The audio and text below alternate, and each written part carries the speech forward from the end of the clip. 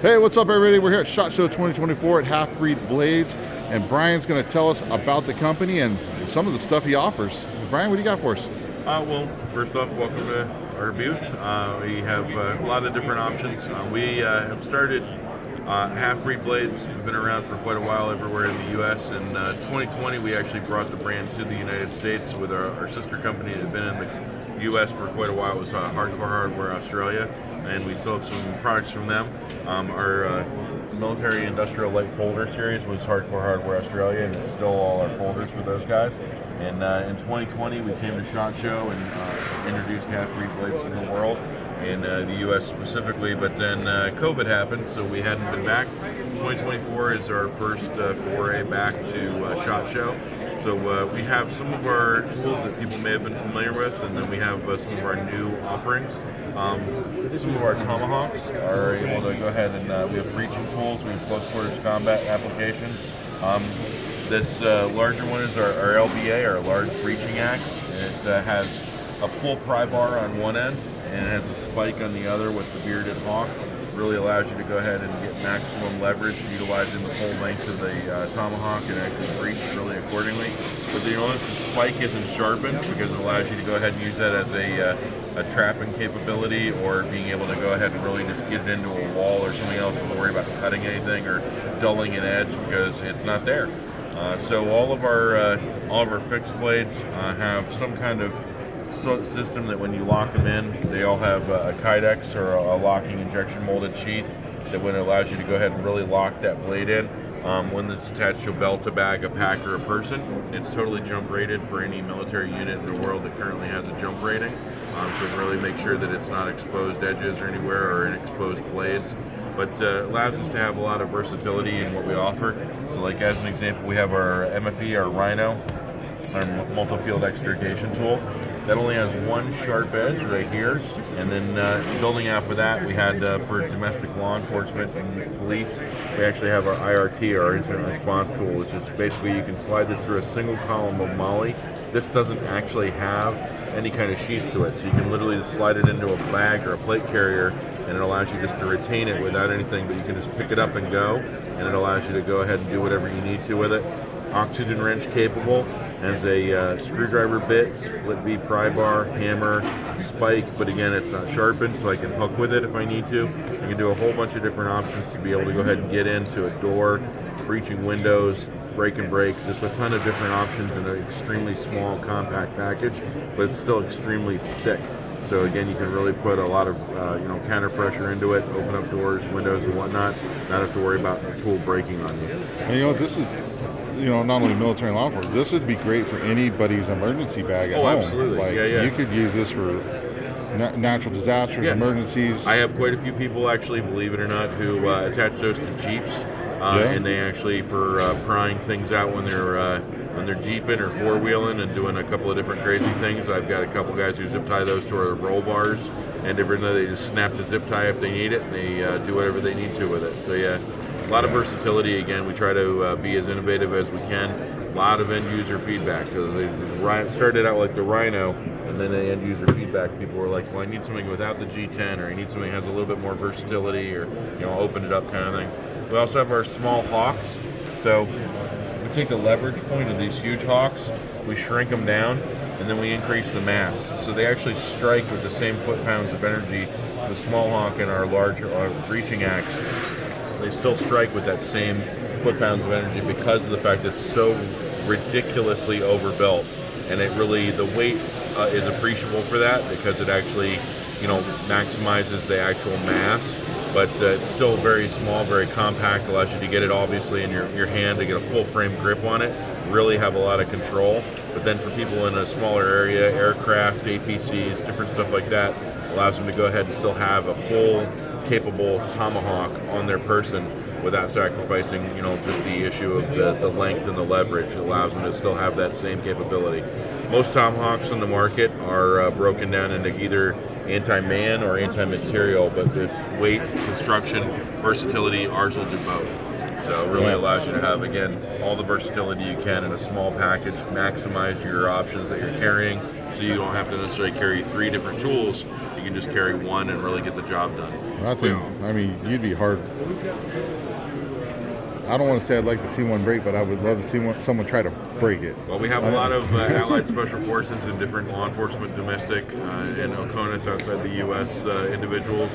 We have 0 reported failures in the field currently, and that's been going on for more than a decade. I don't think it will break. Well, I'm sure somebody may eventually, depending on circumstances, but we do have a lifetime warranty on any of our products. If anybody ever does break anything, we ask that you please contact us, let us know how you did it, so we can re-engineer it and ensure it doesn't ever happen the same way again, because we want to make sure we're providing the best tools possible for everybody in the field.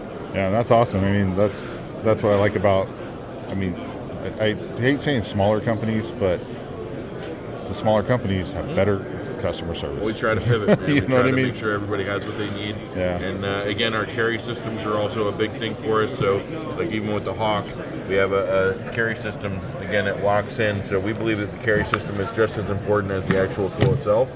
If you don't have a carry system that you enjoy, you won't carry it. So it has a one-way directional snap. You'll be able to go ahead and lock it in. And it's attached to a belt, a bag, a pack, or a person. It's absolutely not going anywhere.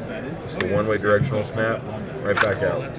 So really, really solid all the way around. Lock. Yep. Kind of tech lock system Yep. on Well, the it back. comes with a Molly lock and a tech lock, or depending on which model you're getting.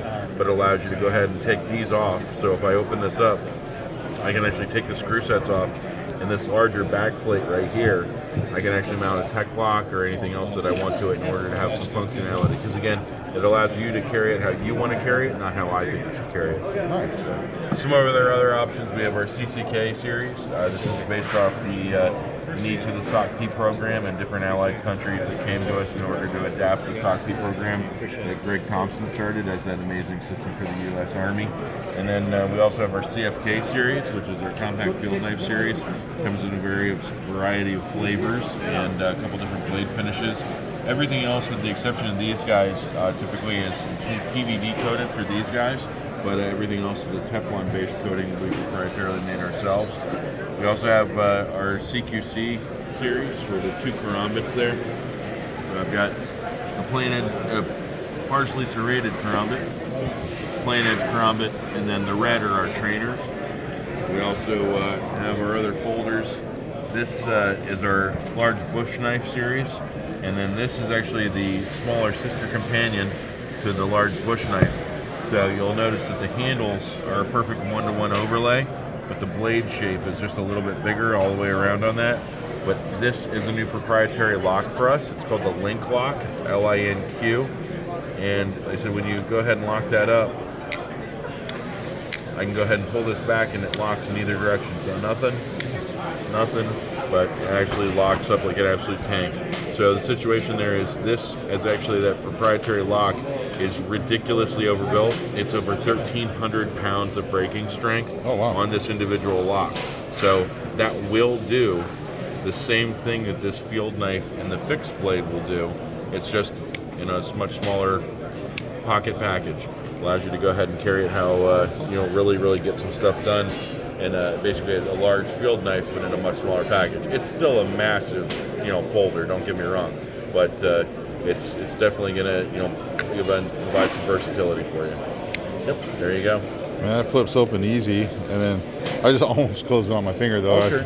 Well, I will show you the one thing that we built too was, again, not that was telling you my I want fault. you to try it, but if you put your finger right where the finger rest is and you close it, that's actually designed that it'll actually catch that. So if you put it right where the finger rest is and you close it, that actually catches with the choil.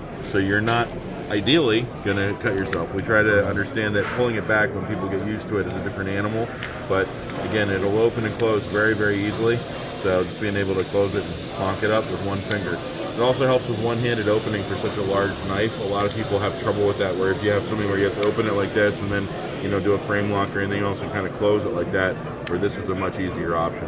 Oh, that's nice. Thank you. We also have our other fixed blades as far as our light infantry knife, our large survival knife, our medium infantry knife, and then we have all the different various styles of our medium infantry knife. We also recently partnered with Joe Tedai, the survival expert. So we had our original MIK series style knives, and then we actually went ahead and had him kind of do a treatment, if you will, of what he would like to see and how he would use it. So you'll see, like as an example, I'll grab any of the other ones. these would be the 3 versions that we had previously. So you see the different hole patterns, different attachment styles, blade shapes, different things like that. So Joe came in and kind of give us his options on things. He wanted double serrations for really heavy cutting, changed out the handle scales, made a strike pommel instead of a more pointed pommel for anti-personnel stuff or glass breaking.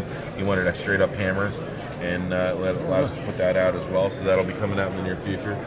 Our MIKO 05's kind of more of a larger, broader, Americanized Tonto, for lack of a better term.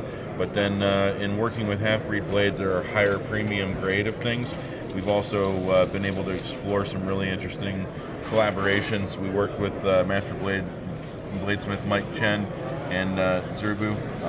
They are forge, and they were actually able to take old school iron and clay tamahogany for like Japanese, sword steel, and they were actually able to make our current model in hand forged Japanese tamahogany.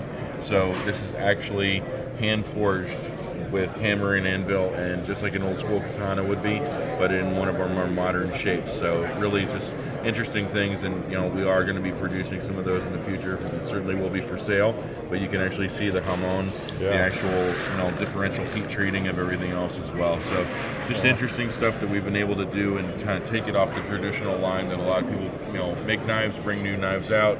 We really try to play around, get some interesting results, not just for ourselves, but for our end users, give a lot of variety, and get people what they want.